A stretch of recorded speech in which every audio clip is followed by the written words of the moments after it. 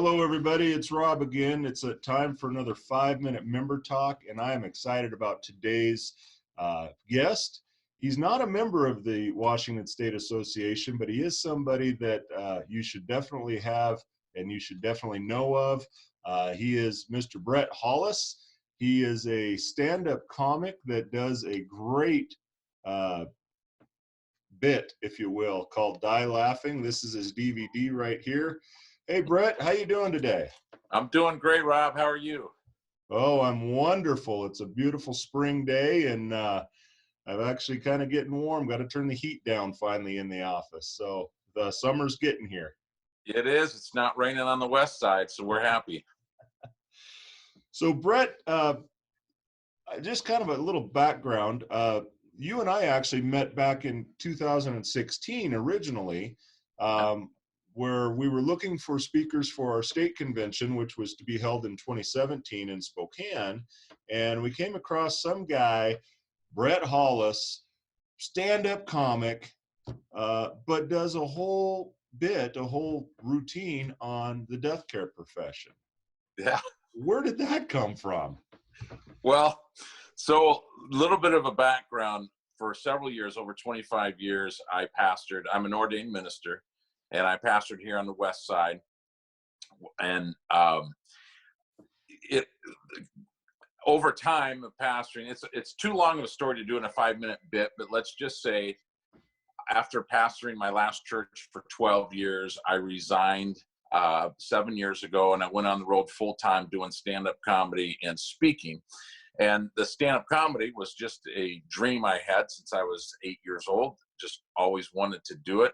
Started doing it, about 9.5 years ago, 10 years ago. Fell in love with it, loved the opportunity. Well, what happened is I was also in the middle of writing a book, and the book was called Die Laughing, Putting the Fun Back into Funeral. And it started with me having actually humorous experiences doing funerals.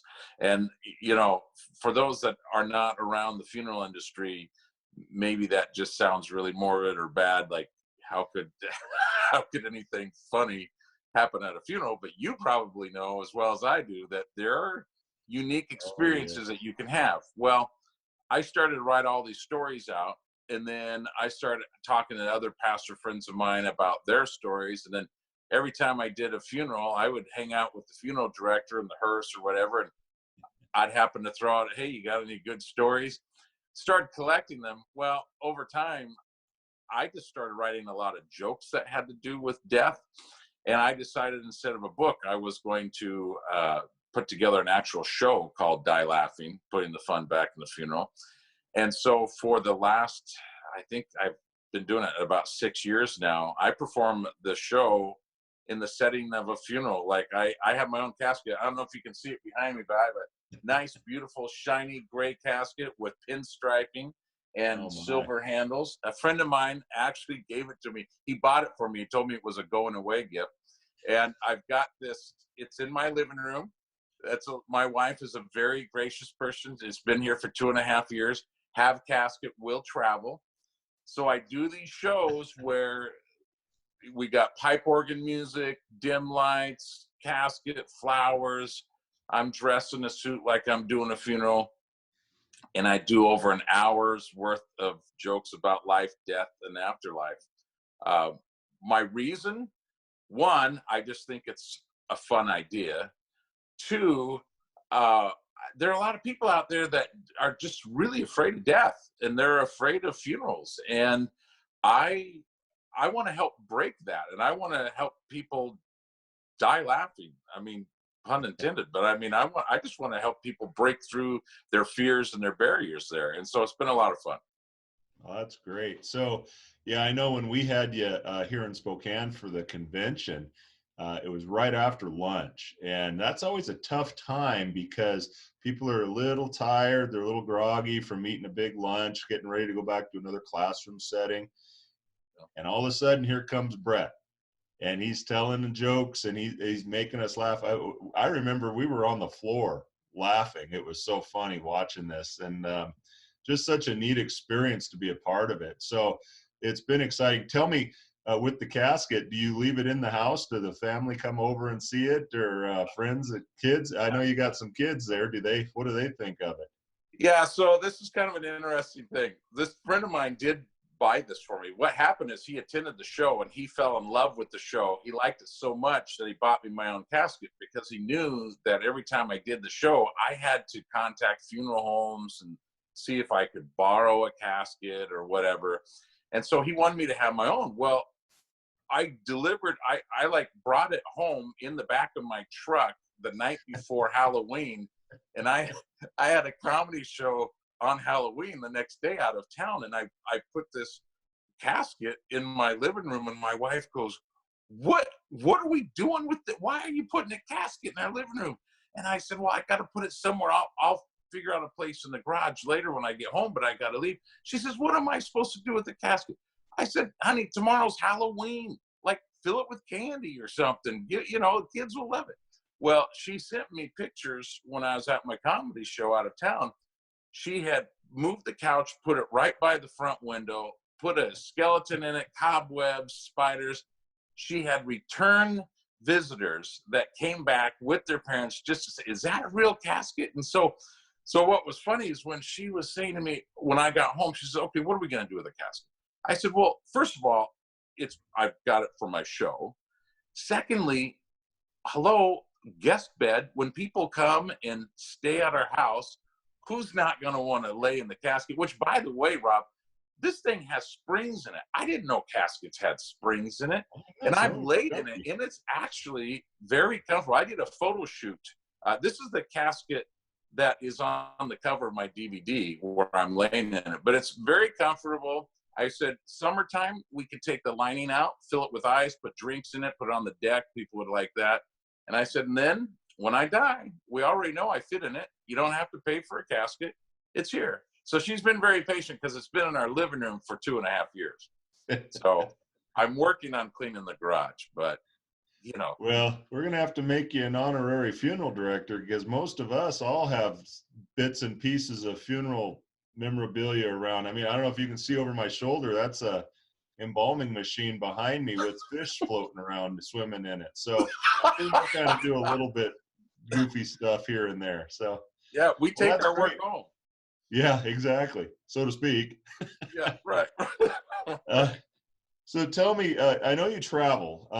Whereabouts do you travel? I mean, is it just locally here in Washington? Do you go outside of Washington? No, I go all over the United States. I just got back from Utah yesterday. Earlier this year, I was in New York, Connecticut, Wisconsin. I'm in the Midwest, South. Oddly enough, you know, from your convention that I was at, I had a funeral director from Einens at Sunset there in Tri-Cities, Hollis.